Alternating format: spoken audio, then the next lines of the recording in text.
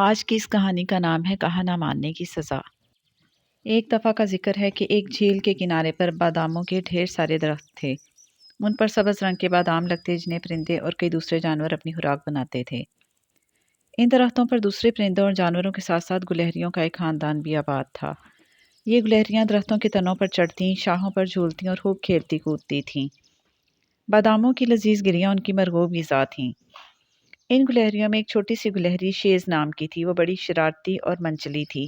اس کا ایک بھائی بھی تھا جس کا نام میز تھا۔ اس کے علاوہ اس کے 6 کزن بھی تھے۔ وہ 8 سارا دن درختوں پر خوب کھیلتے کودتے رہتے اور یوں ان کی ہنستے کھیلتے زندگی بسر ہو رہی تھی۔ جھیل کے چاروں طرف کے تمام درخت ان کے دیکھے بھالے تھے۔ باداموں کے علاوہ وہاں کچنار اور پیپل کے درخت بھی تھے۔ جھیل کے درمیان میں ایک چھوٹا سا جزیرہ دکھائی دیتا تھا جس پر ڈھیر سارے سیب اور اسٹرابیری کے درخت تھے۔ شیز جب بھی اس جزیرے کی طرف دیکھتی تو اس کا جی مچل جاتا۔ جھیل کا پانی بڑا گہرا اور ٹھنڈا تھا جس سے شیز کو بڑا ڈر لگتا تھا۔ شیز کے دل و دماغ میں ہر وقت یہ خواہش مچلتی رہتی کہ وہ کسی نہ کسی طرح اس جزیرے پر جائے اور وہاں لگے ہوئے سیبوں کا مزہ ضرور چکھے۔ ایک دن اس نے اپنی خواہش کا اظہار اپنی ماں کے سامنے کیا تو اس نے تنبیہ کی کہ وہ اس جزیرے کا خیال دل سے نکال دے کیونکہ وہاں پہنچنا بڑا ہی مشکل ہے۔ بغیر کشتیوں کے جھیل کے پانی کو عبور نہیں کیا جا سکتا۔ اس کے علاوہ اس جزیرے پر ایک بڑا الو بھی رہتا ہے جو بڑا خوفناک اور گلہریوں کا سخت دشمن ہے۔ وہ اپنے جزیرے پر کسی دوسرے جانور یا پرندے کو قطعی برداشت نہیں کرتا، اس لیے شیز جزیرے کے بارے میں فکر مند ہونا چھوڑ دے۔ شیز یہ سب باتیں سن کر خاموش ہو گئی۔ اسے ذکر کرنے کا یہ فائدہ ضرور ہوا کہ اسے یہ معلوم ہو گیا کہ جھیل کے پانی کو کشتیوں کی مدد سے ہی پار کیا جا سکتا ہے۔ دوسرے دن اس نے اپنی کزن گلہریوں سے اس بات کا ذکر کیا تو وہ ڈر گئیں۔ شیز نے مختلف حربوں سے ان کو راضی کر لیا کہ وہ سب مل جل کر کشتیاں بنائیں اور پھر الو کے جزیرے پر جایا جائے۔ سب نے مل جل کر ڈھیر سارے تنکے اکٹھے کیے اور ان کی کشتیاں بنا کر جھیل کے پانی میں اتار دیں۔ سب سے پہلے شیز نے کشتی پر چڑھ کر اس کا معائنہ کیا اور موٹے تنکے والے چپو کو پانی میں چلایا۔ کشتی اسے اٹھائے جھیل کے پانی میں آگے بڑھ گئی۔ پہلے تو شیز کو بڑا ڈر لگا، مگر جب کشتی کے ہچکولوں سے اسے جھولے ملے تو سارا ڈر جاتا رہا۔ شیز کی کشتی کو پانی میں صحیح سلامت دیکھ کر سب کزن گلہریوں کی ہمت بڑھی اور ایک ایک کر کے تمام گلہریاں قطار میں جھیل کے پانی پر کشتیاں چلانے لگیں۔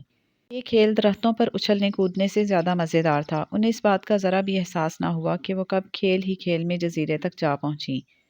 کشتیاں ہوا کے زور سے خود بہت جزیرے کے کنارے سے آ لگیں۔ گلہریوں نے خوشی سے کلکاریاں بھریں اور جست لگائی۔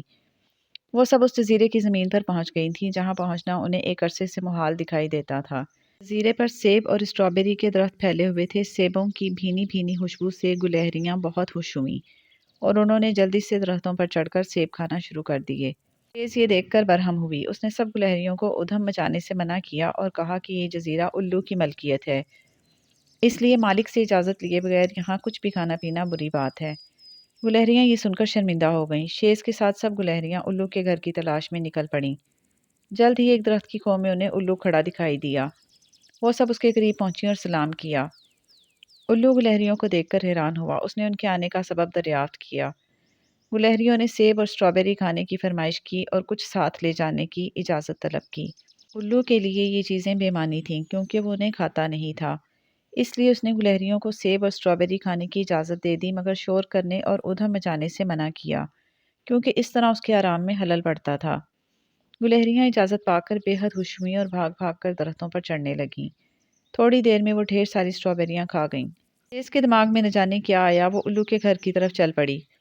الو ان سے بے خبر درخت کی کھو میں آرام کر رہا تھا۔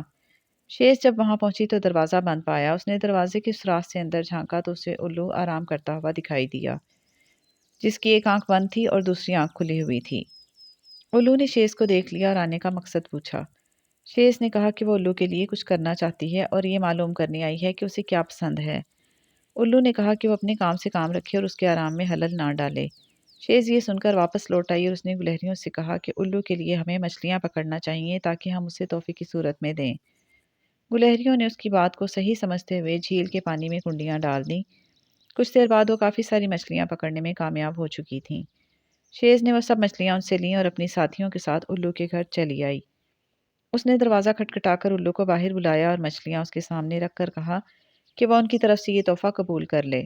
الو نے مچھلیوں کو دیکھا تو منہ بسور کر کہا کہ وہ بدبودار چیزیں پسند نہیں کرتا اور اسے گلہریوں سے کچھ نہیں چاہیے۔ وہ اس کے آرام کو خراب نہ کریں تو بہتر ہوگا۔ شیز اپنی ساتھیوں کے ساتھ مایوس واپس لوٹ آئی۔ اسی طرح وہ روزانہ جزیرے پر جاتیں اور سیب اور سٹرابیریز کھاتیں اور کچھ ساتھ لے آتیں۔ ایک دن شیز کو ایک درخت پر بڑا سا انڈا دکھائی دیا۔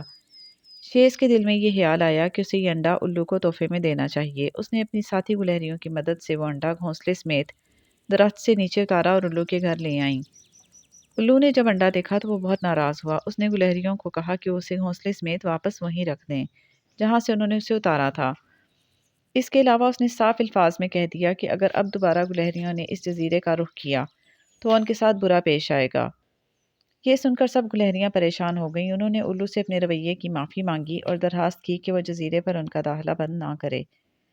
الو نے صرف اس شرط پر انہیں معاف کر کے جزیرے پر آنے کی اجازت دے دی کہ وہ آئندہ جزیرے پر نہ ادھم مچائیں گی اور نہ اس کے آرام میں خلل ڈالیں گی۔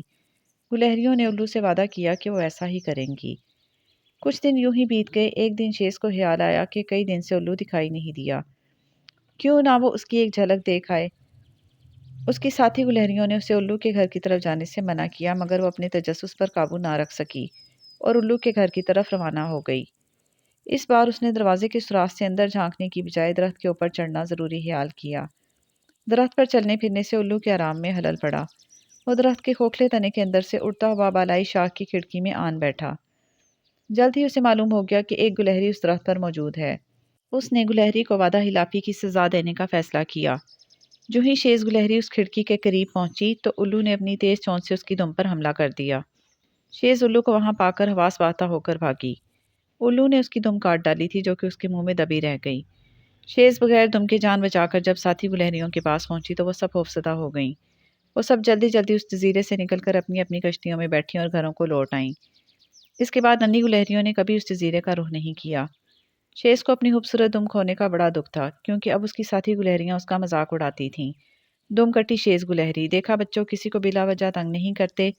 اگر کوئی کسی بات سے منع کرے تو اس کا کہاں مانتے ہیں۔ یہاں ہوئی ہماری کہانی ختم۔ اب آپ جلدی سے اس ویڈیو کو لائک اور شیئر کر دیں اور ہمارے چینل کو بھی سبسکرائب کر دیں۔ اللہ حافظ۔